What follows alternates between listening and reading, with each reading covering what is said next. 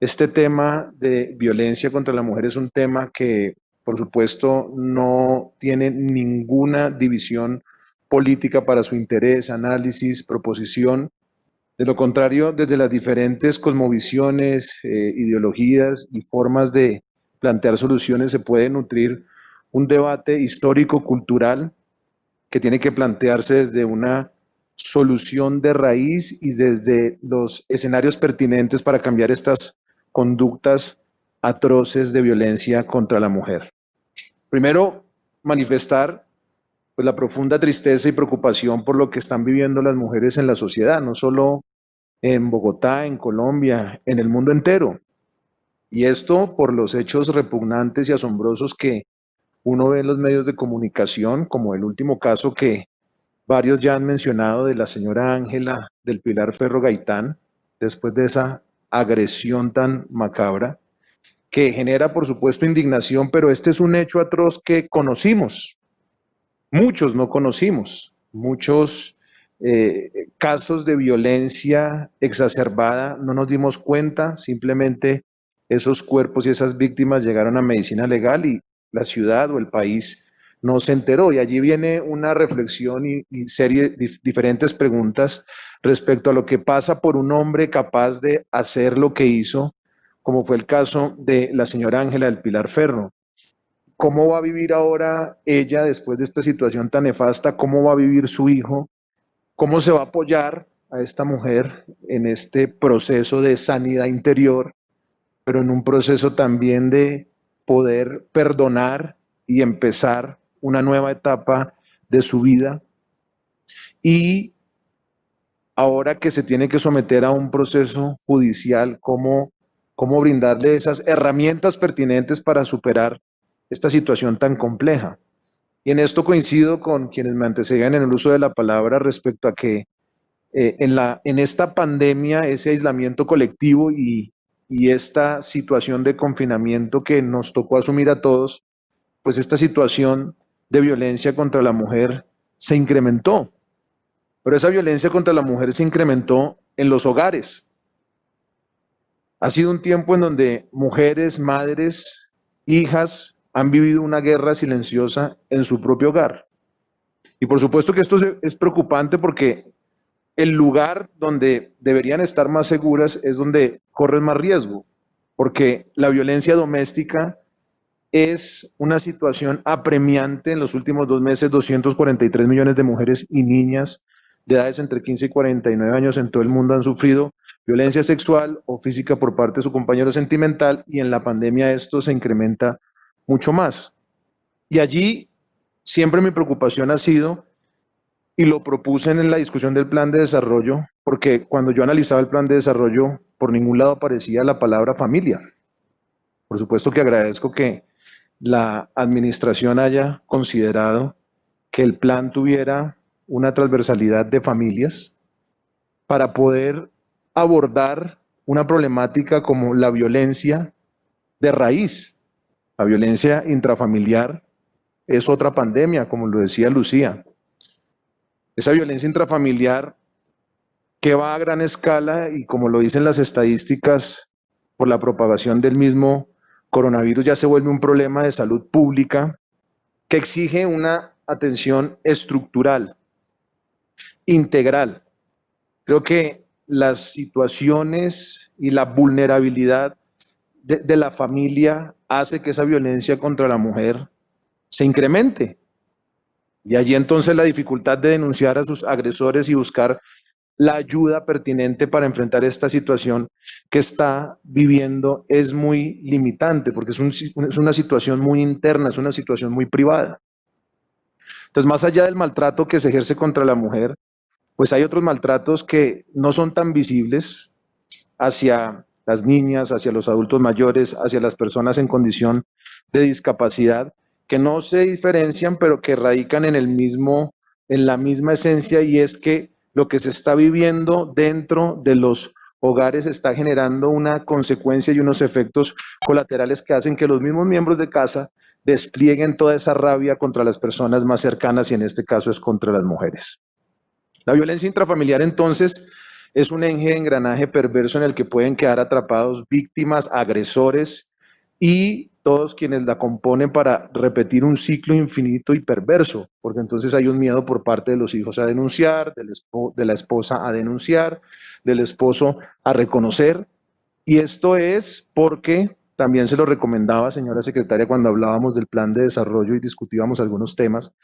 que es muy importante no excluir al hombre.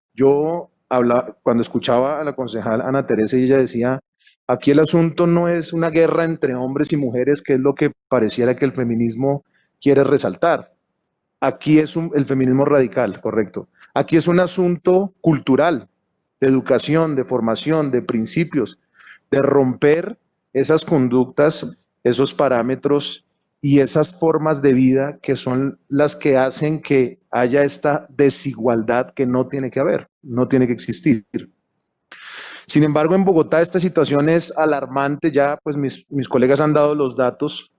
cómo durante la cuarentena ese delito que no disminuye es el feminicidio, tiene un aumento considerable, porcentual, alarmante del 8,6% en comparación con el 2019.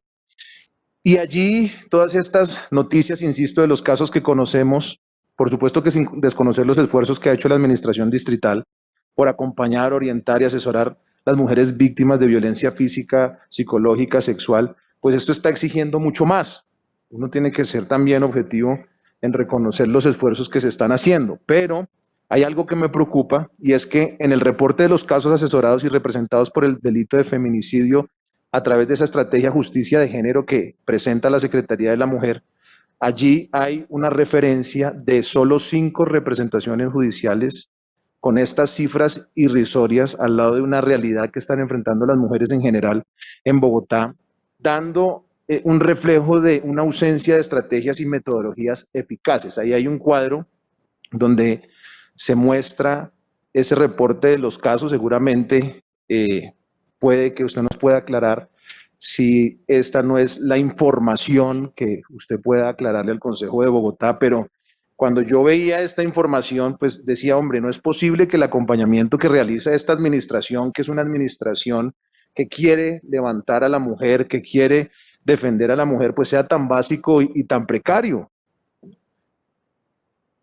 Es impresionante ver cómo en medio de toda esta realidad y de toda esta situación de muerte, de maltrato, de violencia, pues estas mismas cifras que publica la página de la Alcaldía Mayor y la misma línea púrpura que muestra esos datos de 10.059 solicitudes relacionadas con esa violencia emocional, con estas cifras que preocupan, pues solo se hayan hecho acompañamiento de 7 casos. Con esto, pues es hacer un llamado a que la administración distrital pueda reestructurar y afianzar esos planes y esos proyectos en favor de las mujeres y acompañarlas cuando ya no hay nada que hacer.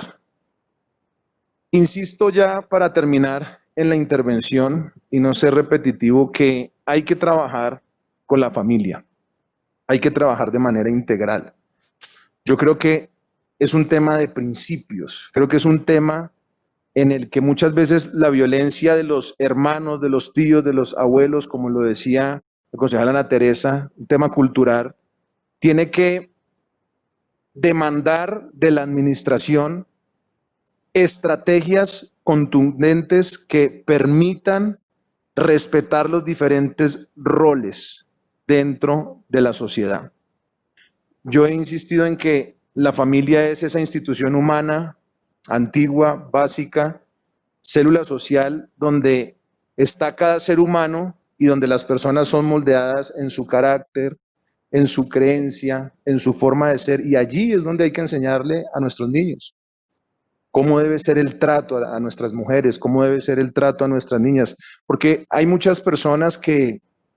pues tratan de defender esto en el discurso, pero mi pregunta es, ¿cómo serán en sus casas? ¿Cómo tratan a sus esposas? ¿Cómo tratan a sus madres? Porque es muy fácil uno pararse en el atril y decir que uno defiende a la mujer, pero ¿qué tanto estamos ayudando a nuestras esposas? Y no por, digamos, decir qué hago o qué yo no hago, pero una experiencia personal, secretaria, yo no salgo de mi casa sin arreglar a mis hijos. Y yo no salgo de mi casa sin cerciorarme de que mi esposa fue respaldada y acompañada en el proceso más duro, usted tiene hijas, que es la salida de una mujer a su oficina o a su trabajo con 2 o 3 niños. Entonces, una cosa es el discurso, lo que uno habla aquí, lo que uno dice, pero otra cosa es lo que uno hace. Y para salir del discurso a la realidad y a la práctica, creo que si apuntamos estrategias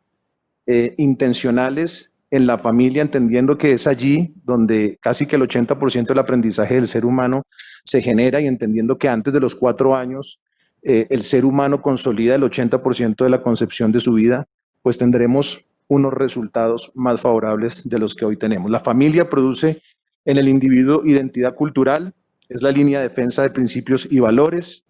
nos ayudaría a reducir altos índices de violencia y de pobreza. Muchas gracias por